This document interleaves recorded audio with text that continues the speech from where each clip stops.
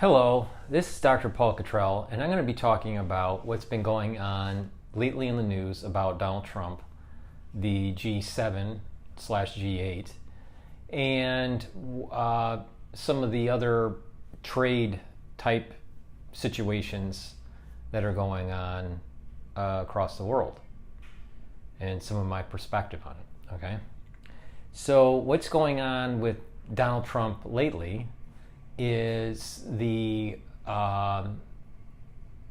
G7 is having a meeting in Canada, and also coincidentally there is the Bilderberg group is meeting in Turin, Italy. As we know, about a week or two ago, we've had some news that's been transpiring about new government formation in Italy and the wanting of a Italy exit out of the EU. And as you know, the European Union does not want that.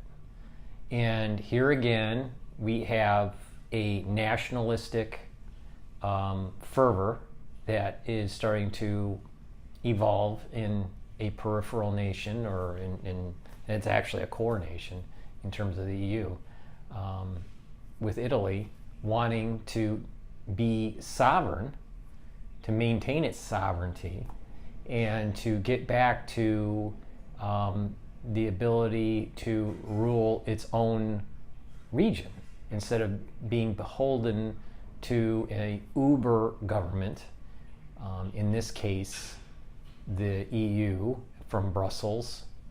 So it's similar to what was going on in Brexit. Now, how does this tie to Trump and Trumpism and all this stuff, The reality of the situation is that Trump, as the President of the United States, represents, from the United States point of view, of a nationalism, of a need to maintain territory, maintain its borders, reduce porosity, to project the rule of law, and to control its currency. In the case of Italy, we have a government that signed into a uber government. The Italians signed into the EU and lost its border, its territory, and became integrated through a monetary system by not being able to produce its own currency. So they're beholden to the euro and the ECB, the European Central Bank. Through the wisdom of the UK, they were halfway in the European Union, but maintained the power of the sterling, maintained its currency. So it was easier for them to exit if they needed to. And you see this. But every time a nation wants to exit out of this European agenda, or a regional monetary rule, you have strong powers that want to do a recount or a revote, similar to when they were looking for a referendum on the European Union entry with all these nations. They couldn't get it. They couldn't get the referendum. So what did they do? They went through the back door and just forced the agreement. So when you have the legislative bodies in these different countries not wanting something that is hyper integration, and then eventually they get integrated, and then decades later they decide that this is not working for us, maybe there was some wisdom in the herd saying maybe it's better to have individual countries. So there is this maintaining of this Westphalian order instead of this post-Westphalian order. So, but you have these globalists, hedge fund types, these UN officials, and multinational corporations that say, you know what, it's easier to do legislation and regulations and be able to control the movement of these things when we can negotiate or influence these larger bodies of regions instead of these individual nations, because the individual nations may be too idiosyncratic and it's too hard to manage. So they want to have a 3 or 4 major region world to be able to control, instead of having 180, 200 countries in the world to try to navigate through. So you see these, international law and all this stuff. And what happens is the international law supersedes the local law, the nation law, the national law. So this is really, when it comes down to Trump and Trumpism and what's going on in America, what's going on in Europe, what's going on in Italy, what's going on in Greece, it's really about maintaining statehood. So when we hear about, well, he's anti-immigrant because he wants to put up borders. No, again, it's based on 2 major premises of what makes a country: the borders and its currency. If you can't control either, you don't have a country.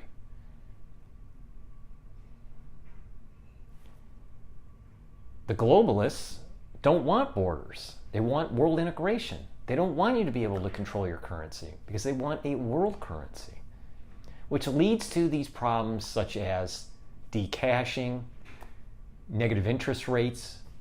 If you have cash, you can take the money out of the bank and not get affected by negative interest rates, because negative interest rates means they're taking every month away from your principal. And if you look at the data, there's a lot. The next recession that happens, there's going to be very little room that the central banks could lower interest rates to be able to stimulate the economy and provide a transmission mechanism for stimulus, unless they go into negative interest rates. And Europe, in certain regions, are already in negative interest rates. So what does that mean? That means that the powers that be are going to need to go to decash mode to be able to prep for the next recession to allow for negative interest rates. Because the power of just pulling the money out of the banking system when they give you negative interest rates is too painful for these large banks to be able to absorb that shock because of the bank run, which would exacerbate the recession. But the will of the people could be exercised. When you decash, you don't have that. You don't have that ability. So Trump is a larger phenomenon. It's not about the person. It's about the nationhood. As Alex Jones, says, the answer to 1984 is 1776. So if we boil that down, what does that mean? Okay, it means that tyranny, surveillance state, the erosion of civil liberties can only be checked by revolution. Now, there's peaceful revolutions and there are violent revolutions. depending on the level of tyranny. A peaceful revolution would be give us negative interest rates, and we have a cash society. We pull out the money out of the banking system, and there's a revolt to that method, and therefore the central banks would have to think otherwise. But if they decash us, then we don't have the means for peaceful revolt, and therefore we'll have to use means of violence to make sure that we are not harmed by poor decisions made by these uber government officials. One part of this uber government, aficionados are the banks, the multinational banks. They're so large and they accrete so much power that they put positions in the market that are so detrimental that if there's a hiccup in the system, a recession or whatever, and they aren't getting their dopamine hit from the central banks, it goes into convulsion mode, and therefore it starts collapsing. This is a sign where you shouldn't be decashing so they can guarantee some sort of influx of money, so the populace can't pull the money out of the banking system. What's a sign is that it should be trust busted, and these banks are too big to exist, not too big to fail. They're just too big to exist because they're too systemic. There's too much systemic risk that they build up, and I think this was part of what the Volcker rule was to move towards, but it's now being watered down. So so these tariffs with Trump is another hit on nationhood, because what has been happening is that we've had these multilateral agreements superseding Congress, just being signed by the executive branch, like TPP, NAFTA, and all this stuff that kind of erodes the power of the judicial branch and the legislative branch, and it integrates regions closer together. Start it monetarily, and then eventually politically and territorially.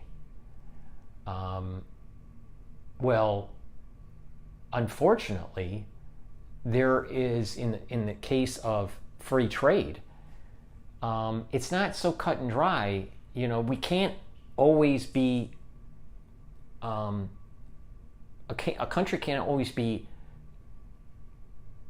only export oriented or only import oriented. It goes in cycles. It's based on the currency values. It's based on the growth rates and the development of the nations and whatnot. But to have a fair playing field in terms of flow of goods, it's not fair for one country to say, well, we're going to provide goods to flow into our country with only 5% tariff or no percent tariff, and we're going to sell goods to your country with a 15% tariff. Or they get around that and they have special subsidies within the countries. So Trump's recent statement, it would be better for a world where we don't have subsidies, we don't have tariffs and all this, and that it's a fair playing field. Totally agree. That sounds logical. But these special interests that are tied to the Uber government, that are wanting these legislations to supersede the legislative branches and the judicial branches of nation states, they don't want to hear that. They want to maintain their monopoly and their subsidy or their particular markup through the trade. Trump is basically a disruptor. So everyone, it's spun in the media that he's anti-immigrant, he's terrible for the economy, and all this stuff. And he's a racist and all this, which is not true. He's just pardoned 3 major minorities. And if he was racist, why would he do that? You're starting to see in the black community a move towards Trump with some rappers, Kanye West, and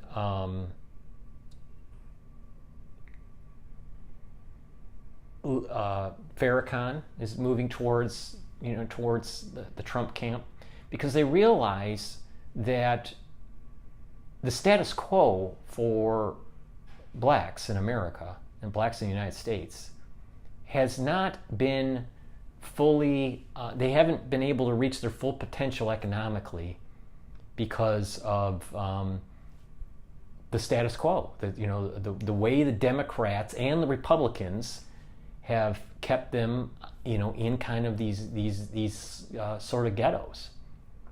Trump is a fresh air. It's new light shining through to allow for prosperity for all nations, for all people. That is not a racist thing. But the ones that are in power, that don't want this disruption of the Uber government, they're going to use the media, because that's one of their control levers, to spin that he is racist.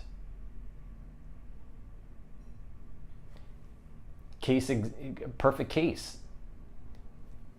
Obama, being a black president, why did he not have such a push for minority pardons? But yet Trump did. Trump bought a golf course that was not open to blacks and opened it up to blacks. Is that a racist? Of course not.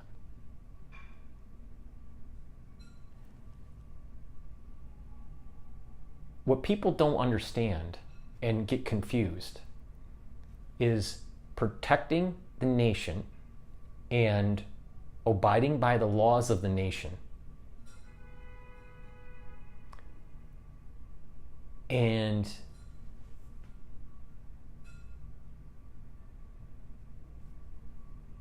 racism. Immigration versus illegal immigration, for example.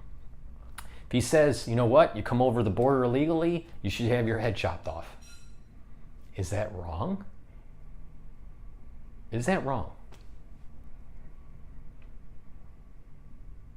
Obviously, he is being flamboyant and he's making a point. He's not saying this literally. He's speaking with hyperbole. But the bottom line is that there is a lot of drug running that's going on over the border. There is a lot of black ops that's funding the CIA, that and gun running that allows for the CIA to do their black operations. Fast and Furious is one of them, but there are many others. This happened in the Clinton administration. This happened in the Bush administration. Both Bush administrations. It's happened with the Reagan administration. I don't know beyond that, but this is very prevalent. All right, Iran-Contra affair and all this. There's lots of this happening.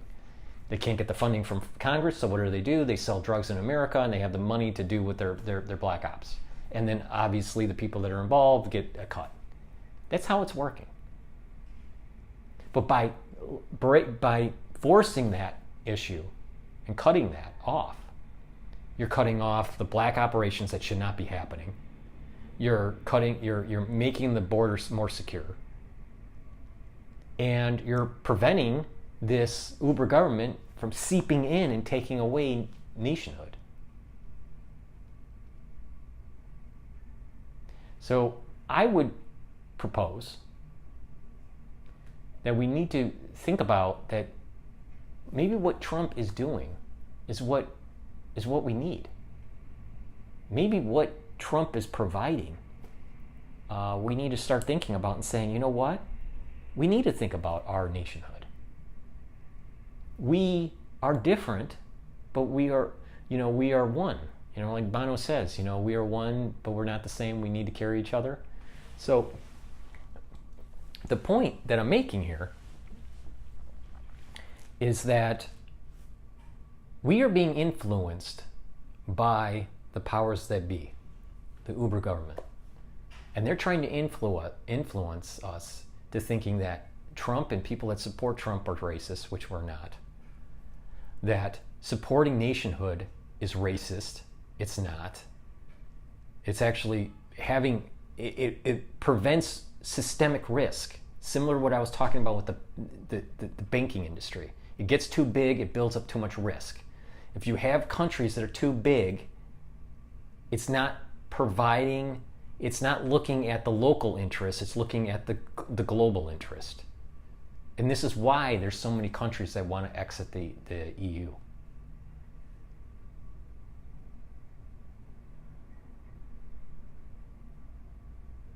So Trump also said, well, you know what? Maybe Russia should be, part of the G7. It used to be called the G8. And they were kicked out, under Obama. So they can be an ally. But the way the Uberists spun this, it's like, well, you can't do that because Russia may have meddled into our election. Do you have any idea on how much the United States has meddled in with democratic elections since the 1950s? A lot. And their influence has been much more influential. The weight of influence was much more with the U.S. intervention in other people's elections than anything that the Russians did in the prior presidential election. By far, by leaps and bounds, especially with the CIA influence in Europe and the peripheral nations, especially the satellite nations, and what was going on in South America, or the fiascos that were happening in Cuba. But because we forget our history, or the ones that are pushing the lever of the media are trying to spin this that we can't be friendly with Russia. Therefore, let's demonize Trump because Russia is actually anti-globalist too. There's this anti-globalist agenda that's starting to build up with these ones that want nationhood, but it's being spun as, well, that's a communism. So the perception of this is important to understand, and who's spinning what and how and why. It makes more sense with the Blue Water Navy that China is developing for us to ally with Russia than it is to keep on going in the trajectory that we're going in and alienate Russia. We can actually make a more peaceful world by working together with Russia and being more economically integrated with Russia. Because of the history between China and Russia, they're worried about the mass northern border between Russia. We can leverage that. But the globalists want a pivot to Asia and be more integrated with a communist China than a blossoming Russia.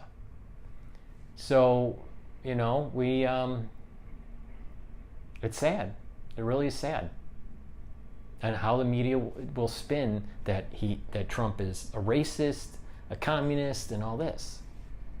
Now, in American politics, the Democrats don't want to admit that there is a deep, deep electorate that is in the United States that it sees this and wants nationhood. And no matter how they spin it in the media, that allying with Russia is bad for the nation, and that Trump is bad for the economy and bad for blacks and bad for minorities and bad for the world. Let's just look at the data, all right? Just for the 500 days that he's been in office. We have a roaring stock market. We have a great economy that's going on. We have very low unemployment. We have record employment in the minority communities, especially the black communities. We're starting to get sensible movement in terms of the judicial branch, or let's say the judicial branch, or the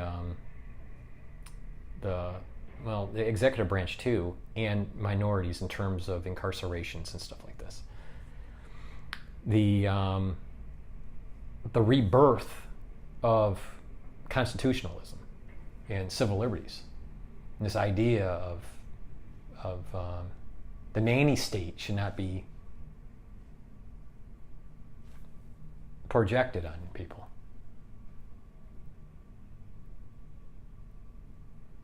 And there's other nations and other nationalities that are moving towards this nationhood. But it's spun at institutions like MIT and Harvard and in the media, Stanford, the Hoover Institute, Brookings, the Council of Foreign Affairs, Trilateral Commission, Bilderberg, Bloomberg, de Blasio, CNN, MSNBC, and on and on and on, that we can't have this. We can't have nationhood. We have to have this uber government. So, do we want a world where we have liberty, or do we want to have a world of like dictatorial tyranny? From an uber government. That's what this is. People that are publishing videos on YouTube are being censored, like myself. My viewership is way down, and I have no longer get revenues. Because there is this dissenting opinion that we want self-determination. Give me liberty or give me death. And if you embrace that, if you embrace what this movement is all about, then you are really living a full life. So, thank you for listening, and be critical on the media. Some of it is true, some of it's not.